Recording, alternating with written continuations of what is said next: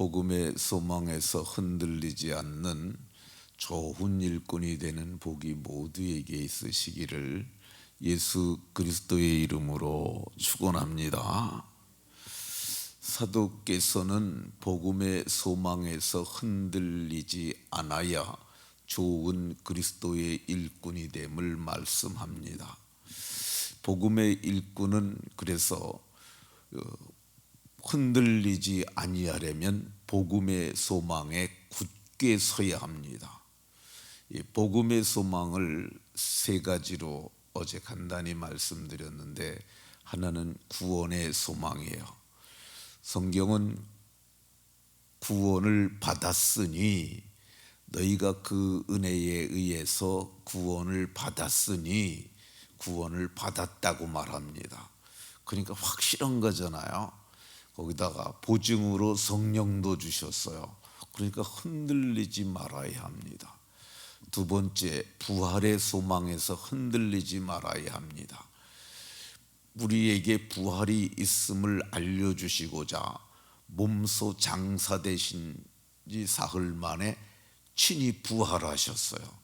그래서 부활의 첫 열매가 되셨어요. 우리도 나도 부활이 있음을 확실히 믿고 부활의 소망에서 흔들리지 말아야 합니다. 세 번째, 영광의 소망인데, 우리가 그 영광을 바라고 즐거워하는 거야. 영광은 장차 나타날 것이지만은, 그러나 이미 이 땅에서 우리가 그걸 바라고 즐거워할 수 있어요. 그러니까 잠깐 후면은 이 오실 이가 오실 터인데, 그때 우리가 이 복음 소망의 그분이 오실 때까지 복음 소망에 흔들리지 말아야 할 것을 말씀합니다. 왜 바울 사도께서 복음 소망에서 흔들리지 말라고 그러느냐? 흔드는 요소들이 많기 때문에 그렇습니다. 우리가 이미 구원을 받았지만 아직 천국에 가지는 못했어요. 그래, 여정 중에 있는 거야. 그래서 우리가 천국 가기까지, 우리가 천국에 들어가지 못하게 하려는 사탄의 역사가 있어요. 마귀의 역사가 있어요. 귀신의 역사가 있습니다. 그러면은 이 복음의 소망을서 흔들리지 않도록 하는 이 사탄의 역사가 뭘까? 그게 복음을 변질케 하는 거야.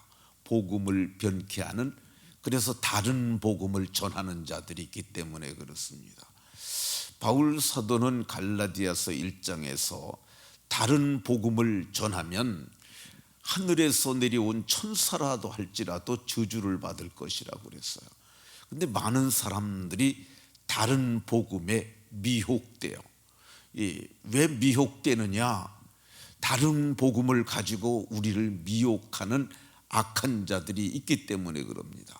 그들을 사탄의 일꾼이라고 그래요. 근데 사탄의 일꾼인데 우리에게 나올 적에는 광명의 천사로 가장하고 나타나요. 이 겉은 양의 옷을 입고 우리에게 오지만은 그 속에는 노략질하는 이리가 들어있어요. 그래서 그거를 잘 분별해야 합니다.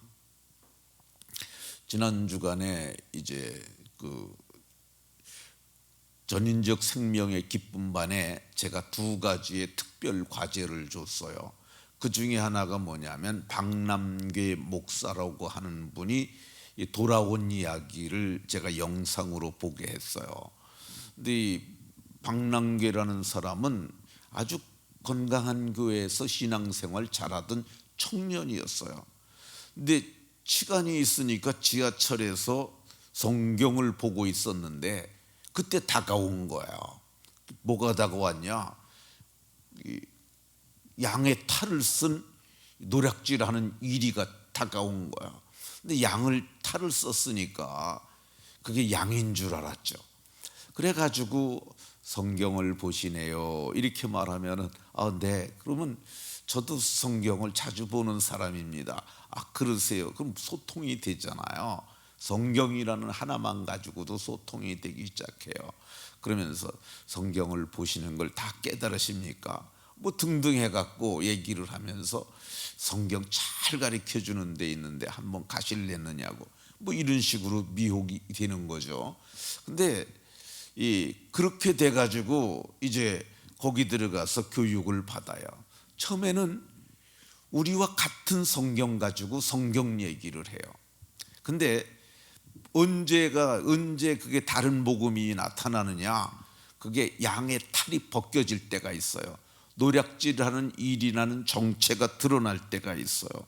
그게 언제냐면 이 신천지에서는 보혜사가 이제 이만희가 보혜사다라고 얘기를 하고 그 사람이야말로 하나님이 세운 그리스도라고 얘기를 하고 이렇게 얘기되면 그때 알아야 돼요. 왜 그러냐면 이건 다른 복음이잖아요. 근데 그때 이미 근데 이제 약을 많이 먹여놔 가지고 미혹이 돼 있어요. 이 보면 이 미혹해 하는 영과 귀신의 가르침을 마지막 때는 많은 사람이 따르리라고 그랬거든요. 그래 가지고 속으로 뭐라 그러냐면 이게 이상한데 어떻게 사람이 보혜사가 될 수 있지? 이상한데. 그런데 이미 많이 먹어가지고 그리고 인간관계가 형성돼 있고 다른 사람도 다 믿는 걸 보면서 이게 맞나 그러다 자꾸 하다 보면 그게 익숙해져 버려요. 그리고 마침내 거기에 빠져들게 되고 그리고 거기서 뭐 직분 받고 뭐 하다가 보면은 거기서 빠져서 마침내 오늘 우리 찬송가에다 그랬잖아요. 이게 미혹돼 가지고 그러다가 지옥에 들어가서 불타게 되는 거죠. 그러니까 이것은 굉장히 주의를 해야 합니다. 누가 다른 성경 공부를 하자 그러거나 그러면 안 돼요. 그리고 다른 데서 하지 말고 교회에서 하자고 그럴 때 와서 하는 게 참으로 좋습니다. 지금 우리 교회는 제가 생각하건대 꽤 바른 복음을 전하고 있다고 저는 생각을 해요. 전에 신천지에 미혹된 사람이 저에게 왔었어요. 제가 사람들에 의해서 그 사람이 신천지라는 거 알고 있었어요. 그래서 제가 신방도 갔어요. 그리고 그랬는데 제가 특별히 성경만 얘기를 했어요. 근데 성경을 많이 얘기하는데 내가 보기에 신천지가 나한테 딸려오려고 그랬어. 딸려오려고 그러니까 그 친구를 갖다 누가 못 가게 한 것 같아요.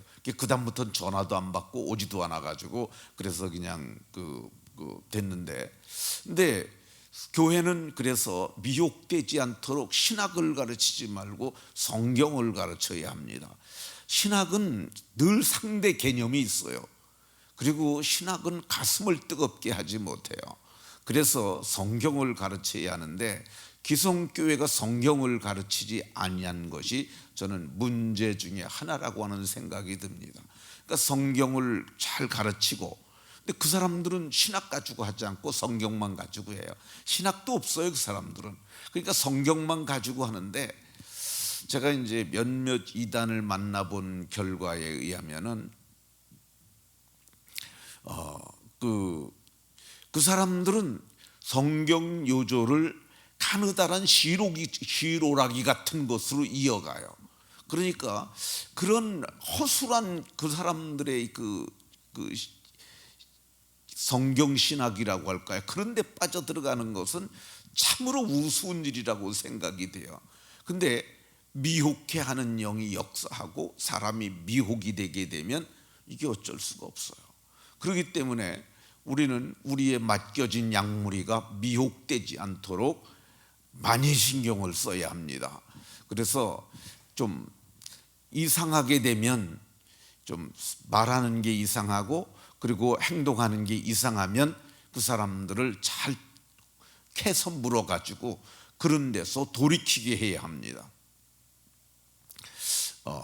저희 교회에서 신천지에 빠진 사람이 저희 교회에서는 없었는데 저희 교회를 다니다가 서울로 가야 된다고 뭐 친척들이 다 거기를 나가고 있고 뭐 그런 이런저런 이유를 대서 그래서 서울로 갔던 분이 있어요.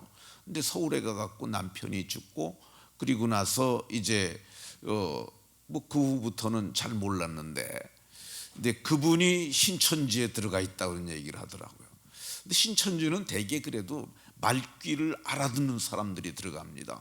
왜 그러냐면 성경을 깨닫게 할 때 그걸 깨닫는 은혜가 있는 사람이거든요. 근데 그분은 그렇게 총명하지도 않은데 어떻게 거기 빠졌어요? 최근에 그 얘기를 들었습니다. 김재홍 권사님이 그런 얘기를 해주셔서. 근데 이렇게 한번 빠지면은요, 이게 돌이키기가 쉽지 않아요. 왜 그러냐면은 그게 미혹해 하는 영의 미혹이 되게 되면 마음이 미혹은 마음에서 미혹되는 거야. 이게 마음이 병들었기 때문에 그거 돌이키기 쉽지 않습니다. 그래서 여러분의 자녀들이나 누구를 할지라도 이런 데 미혹되지 않도록 우리가 저들이 믿음이 흔들리지 않도록 잘 가르치고 세워야 하는 줄로 믿으시고, 한 사람도 흔들리지 말고, 복음에서만 확실하잖아요. 구원의 소망, 부활의 소망, 장차 나타날 영광을 바라보고 즐거워하는 영광의 소망이 있는데 다른 복음 찾으면 안 됩니다. 이것이 진리고 이것이 복음입니다. 복음에 굳게 서는 복음의 일꾼들이 다 되시길 예수 그리스도의 이름으로 축원합니다.